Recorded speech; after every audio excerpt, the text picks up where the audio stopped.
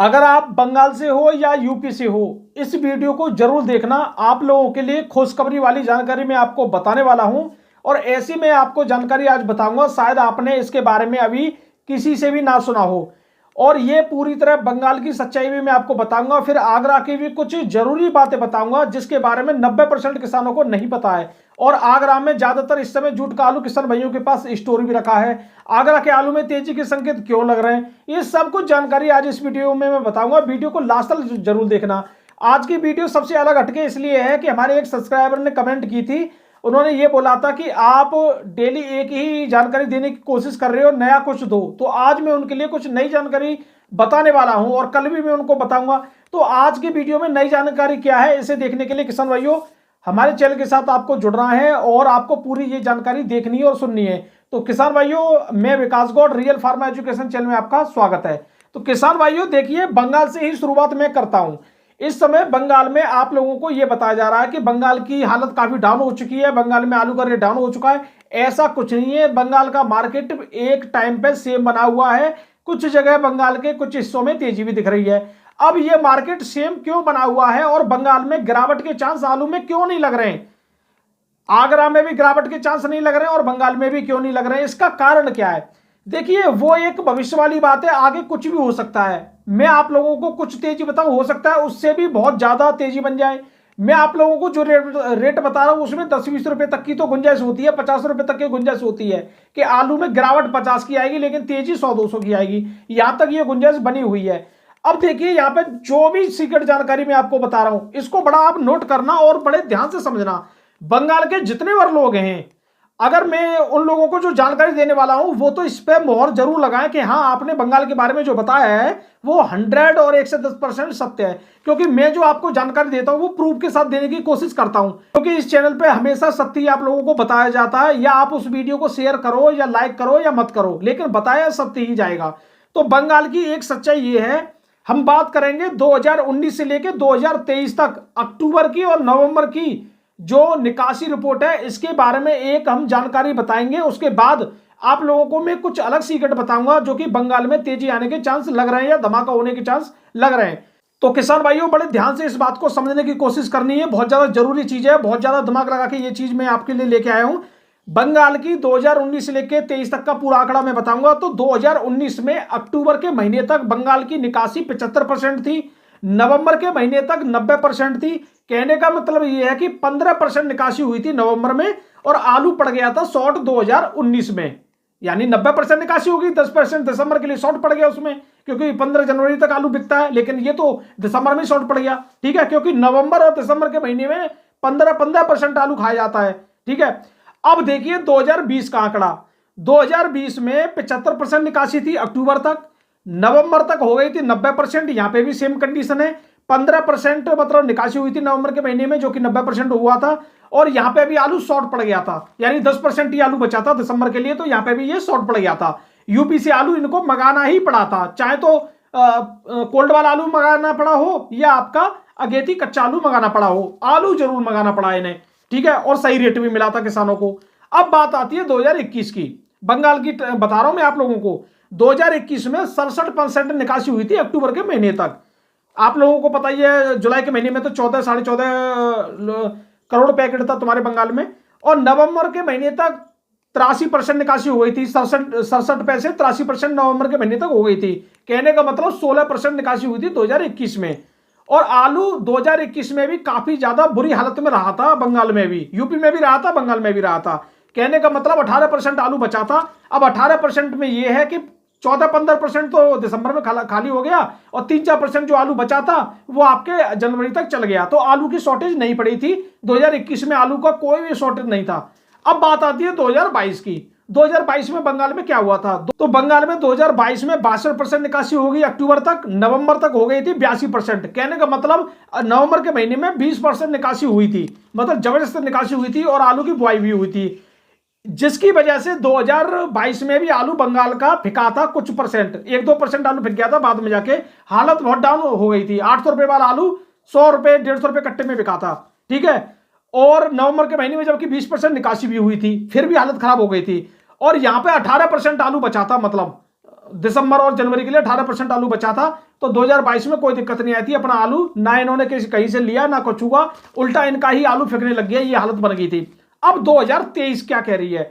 देखिए 2023 में दो चीज चल रही है। यहां पे जो आंकड़े हैं वो 72% के और 70% के दोनों आंकड़े हैं, और आप लोगों के पास भी आ रहे हैं आंकड़े। कोल्ड सिमती है और एक वहां की जो सरकार द्वारा सिमती है, वो दोनों के आंकड़े अलग अलग आ रहे हैं।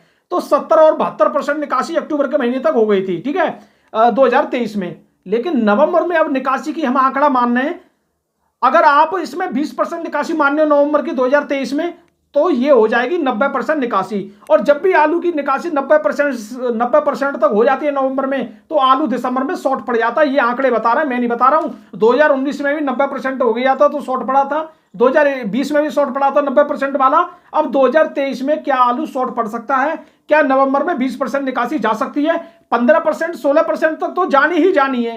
क्या निकासी 20% जा सकती है या नहीं, यही यहां पे देखने वाली बात है। 20% तक जाती है तो यहां पे 90 से 92% निकासी हो जाएगी और 8 से 10% आलू बचेगा, जो कि दिसंबर के महीने में शॉर्ट पड़ जाएगा और किसानों की बल्ले बल्ले हो जाएगी, आलू में धमाका हो जाएगा।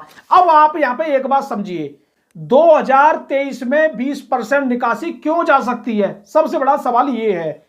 देखिए मैं कोई भगवान नहीं हूं, मैं कोई आंकड़ा आप लोगों को जो हिस्ट्री में यहां लिख रहा है वही मैं आपको बता रहा हूं, लेकिन यहां पे दिमाग लगाइए अपना।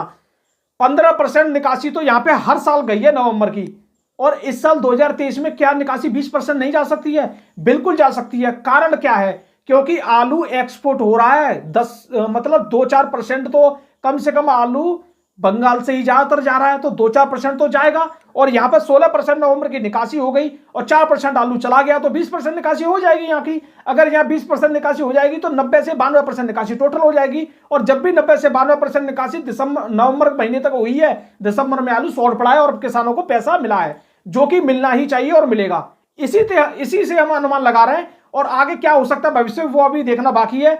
और मैं अभी ये भी नहीं बता रहा हूं कि 100 रुपए की तेजी, 200 रुपए की तेजी कितनी तेजी दिखेगी, कोई नहीं जानता। बस इतनी बात मैं जानता हूं।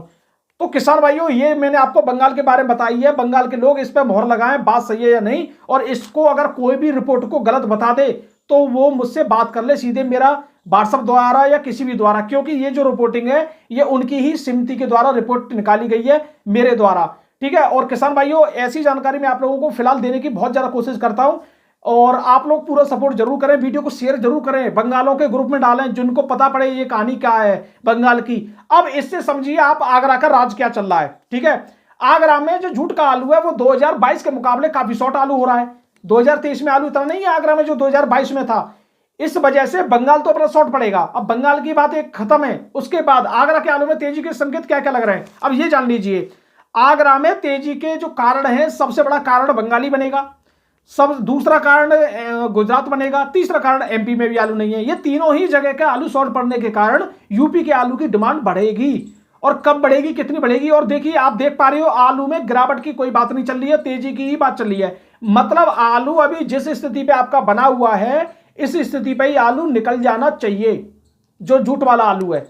क्योंकि साउथ की मंडियों में कोई भी नया आलू नहीं जाएगा, और नया आलू नहीं जाएगा तो कोई भी गिरावट के कोई भी संकेत नहीं है। नहीं तो मुझे अभी कोई बता दे कि 5 दिसंबर तक आलू में इस तरह से गिरावट आएगी, कोई नहीं बता सकता।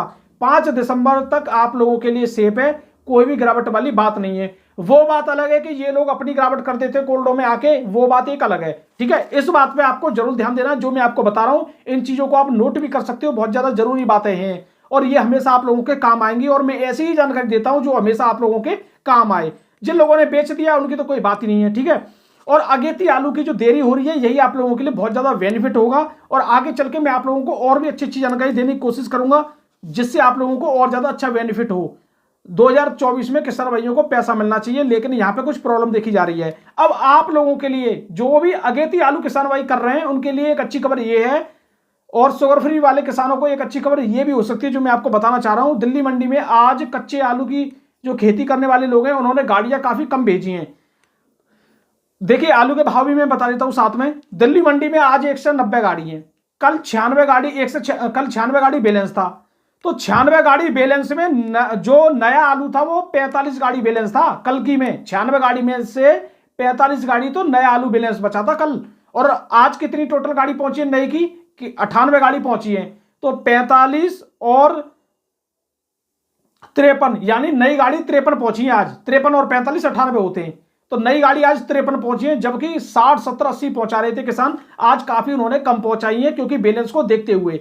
और ये बहुत बढ़िया काम किया है, और इसी तरह से वहां काम करें तो दिल्ली में थोड़ा बैलेंस कम हो जाएगा, जिसकी वजह से आप लोगों को भी फायदा मिलेगा। ठीक है, और ये किसानों ने बहुत ज्यादा समझदारी दिखाई है, जो नए आलू को वहां भेज रहे थे दिल्ली मंडी में, उन्होंने बहुत ज्यादा समझदारी दिखाई है। 37 97 400 450, वीआईपी डबल एक्स्ट्रा क्वालिटी 500 रुपए। चिप्सोना बिका है 550 से लेके 700 रुपए तक, बढ़िया वीआईपी क्वालिटी का। चौड़ोसी वाला बिका है 700 से लेकर 800 रुपए। सूर्य बिका है 600 से लेकर 750 रुपए तक। चौड़ोसी का सूर्य बिका है 750 से लेकर 850 900 रुपए तक। और यहाँ पे किसान भाइयों हाइब्रिड आलू बिक रहा है 200 से लेकर 300 350 रुपए तक। नया आलू जो पहुंचा है ऊना होशियारपुर का, वो बिक रहा है 450 से लेकर 650 रुपए पैकेट तक यहाँ बिक रहा है। इसमें गिरावट देखी गई है कल के मुकाबले और भी ज्यादा, क्योंकि गाड़ियां बहुत बच रही हैं, लेकिन यहाँ किसानों ने नई गाड़ी काफी कम भेजी है, बैलेंस ज्यादा बच रहा था इस वजह से। गुवाहाटी मंडी की बात करें, आगरा का बिका 13 से लेकर 15 रुपए किलो, वीआईपी तो 16 रुपए किलो। फरुखाबाद का बिका 12 से लेकर 13 रुपए किलो, वीआईपी तो 14 रुपए किलो। मुंबई मंडी की बात करें, मुंबई मंडी में थोड़ा अच्छा खासा सही माल देखने को मिल रहा है। 10 से लेकर 12 रुपए किलो लो क्वालिटी के, अच्छी क्वालिटी के बिके 12 से लेकर 15 रुपए किलो यहाँ पर बिके, और वीआईपी क्वालिटी तो 15.5 तक भी बिक गए। पुणे मंडी की बात करें 12 से लेकर 15 रुपए किलो। जयपुर मंडी की बात करें, पुराना आलू बिक रहा है यहाँ पे 5 से लेकर 9 रुपए किलो, वीआईपी तो 10 10.5 रुपए किलो तक बिक रहा है। नया आलू भी थोड़ा डाउन हो गया है, जो पहले 15 16 18 20 तक बिक रहा था, नया आलू 9 रुपए किलो से लेकर 11 11.5 रुपए किलो तक यहाँ बिक रहा है। बेंगलोर मंडी की बात करें 12 से लेकर 15 रुपए किलो लो क्वालिटी के, अच्छी क्वालिटी के बिके 16 से लेकर 17, वीआईपी तो 18। बेंगलोर मंडी में यही रेट चल रहा है 17 18 17 18। ठीक है, यहाँ पे तेजी आने के चांस ज्यादा बन जाते हैं, गिरावट यहाँ से नहीं हो रही है, 18 रुपए से नीचे बेंगलोर मंडी में भाव नहीं जा रहा है। ठीक है, चेन्नई मंडी की बात करें 14 से लेकर 16 रुपए किलो, वीआईपी क्वालिटी है तो 16 से लेकर 18 रुपए 18.5 रुपए तो यहाँ बिका है। अगर बाराबंकी के राजेंद्र वन आलू की बात करें तो वो 400 से लेकर 450 रुपए के भाव किसान भाइयों को मिल रहे हैं, और बेच रहे हैं, और बेचना भी चाहिए। और आने वाले टाइम में किसान भाइयों मैं आपको कल एक और अच्छी जानकारी दूंगा जो सबसे अलग हटके होगी। जानकारी कैसी लगी कमेंट जरूर बताना। वीडियो देखने धन्यवाद। मैं विकास गौड़, नमस्कार।